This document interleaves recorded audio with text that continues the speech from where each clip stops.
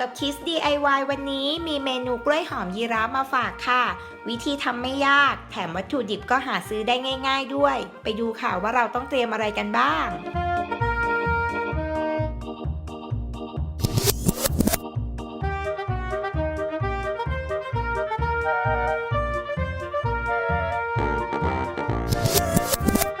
เราจะเริ่มที่ละลายช็อกโกแลตแล้วก็ไวท์ช็อกโกแลตเตรียมเอาไว้ก่อนนะคะเสร็จแล้วก็นำช็อกโกแลตมาบีบเป็นวงกลมเล็กๆบีบลงบนกระดาษไขนะคะตรงนี้เราจะทำเป็นลายของยีราฟค่ะ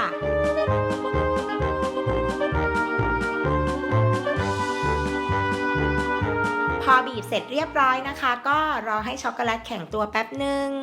หรือว่าใครต้องการความรวดเร็วก็นำไปแช่ตู้เย็นได้นะคะ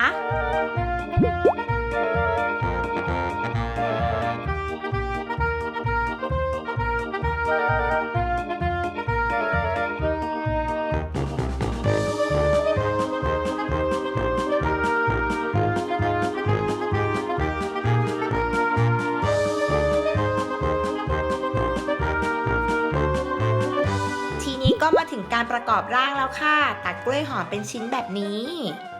ติดเขาแล้วก็นำช็อกโกแลตที่เราวาดเอาไว้นะคะมาติดลงบนกล้วยหอมค่ะติดตาของยีราฟหรือว่าใครมีไอเดียอะไรเพิ่มเติมก็สามารถทำได้เลยนะคะ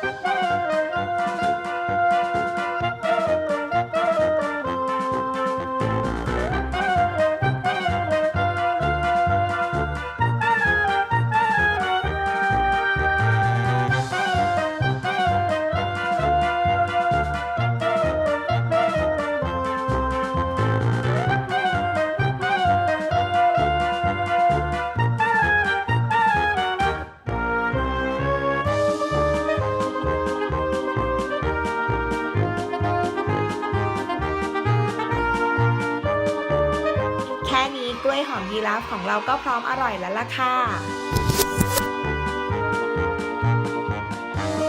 ครั้งหน้า Kids DIY จะมีเมนูไหนมาฝากกันอีกนะคะกด Subscribe Kids Kitchen เอาไว้แล้วก็อย่าลืมกดกระดิ่งกันด้วยนะ